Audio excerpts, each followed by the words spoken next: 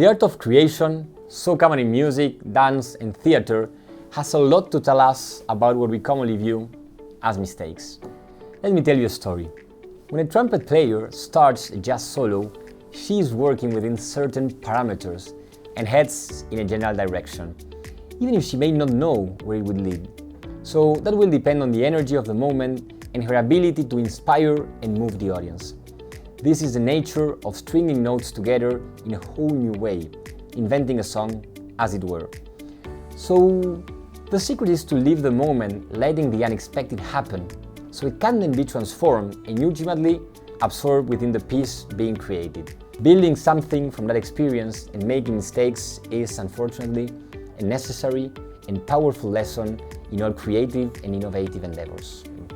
During this session, we will discuss a little bit about the main skills that allow people to keep up with the transformation in a tech company like Globant. One of the most important skills is the ability to transform mistakes and the unexpected into a window of opportunity. The tech industry, like many other industries, is so dynamic that we require something we work every day at Globant, which is reinvention. And reinvention requires, first, listening actively to our customers and having the ability to constantly adapt.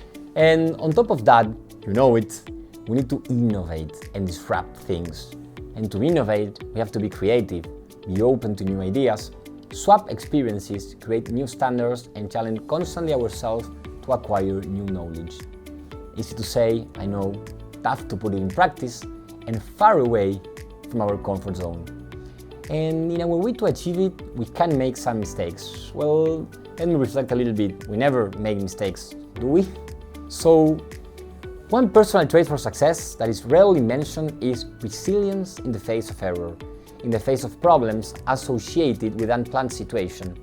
It's about how to get back up and start over and over again after we make a mistake, and how to transform our mistakes and not let them doom us to failure.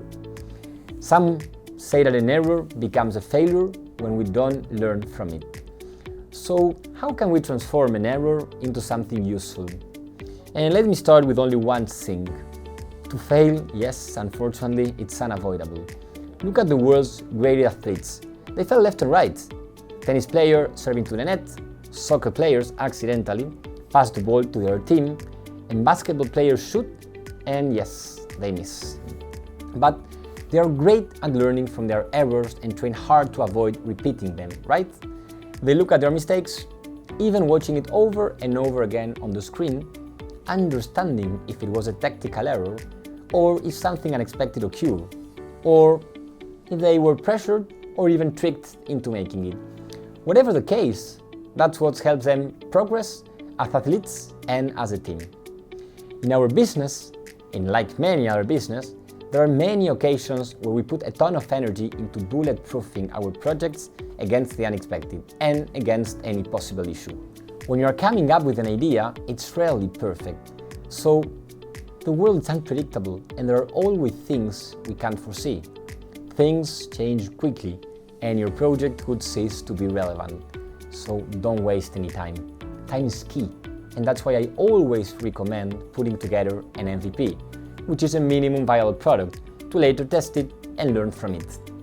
This allows for different perspectives and feedback on the project, enabling it to evolve. That way, we'll be sure to spot some of the issues that will surface when it goes live. At the end of the day, this is a way to understand mistakes, to listen from people, reinvent the project, and grow, which is what we want. So always remember, it's impossible for a project to grow if there is no stage to learn from reality. And let's look at a specific methodology that really can help you succeed when launching an MVP. So it's called DFB. The D refers to desirability. And here some questions that are very important to ask. Is it a product that consumers want? Is it solving their problem? Is it something they wish they had right now? Is it attractive to customers? Would they use it frequently? Or do they have any other options? Let's move to the F, which is feasibility. Is what I have in mind possible? Can this product or service be produced?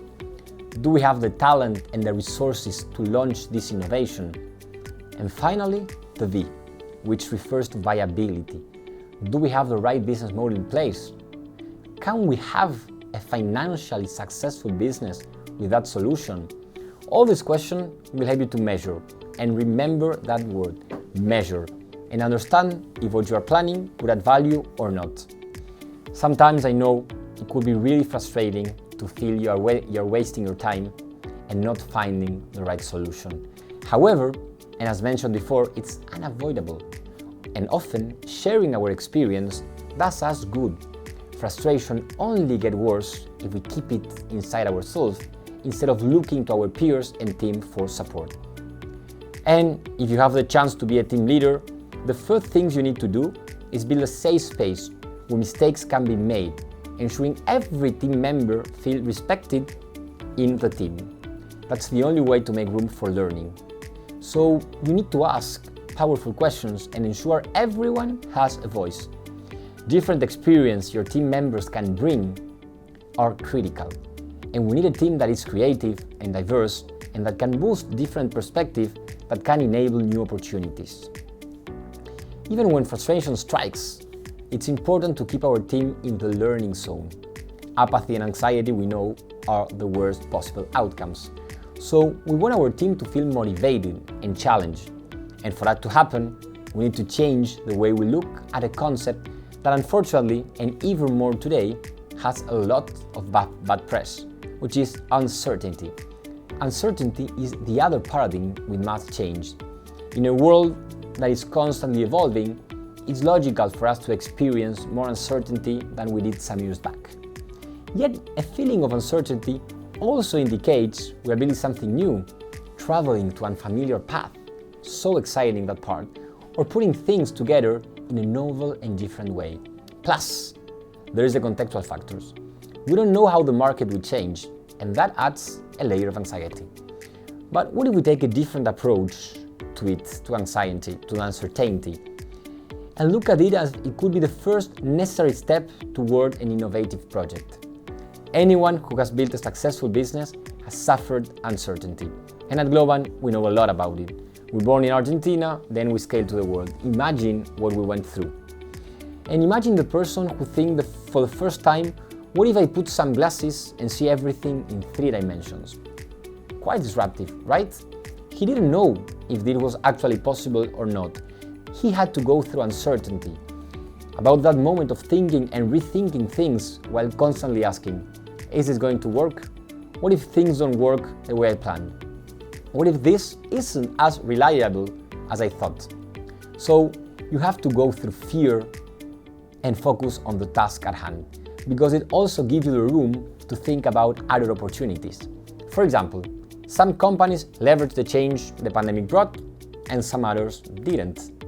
Some others couldn't get past the fear and they failed. That's why we say that mistakes and the unexpected can become an experience of learning and transformation. We need to move beyond the idea that a mistake is catastrophic. At the end of the day, we all make them. Resilience is a muscle we need to exercise day after day. And the dynamic of technology, like the dynamic of many other industries, require a paradigm that is not success versus failure. It is constant learning, and please remember those 2 words. When we're far away from our comfort zone, it's logical to feel uncomfortable and afraid. And when that happens, think about the emotions involved. Stay motivated and work with a diverse team that can contribute ideas. That way, for sure, fear can turn into courage and failure into opportunities, and that's something powerful. And that cannot be achieved with only catchphrases. It requires specific questions and hard work. Uncertainty is an enormous incubator to generate opportunities that do not yet exist. And don't forget that when opportunity arises, you will be the first to see it. Count on you to make a better world, believe in mistakes, and learn from them. Thank you very much.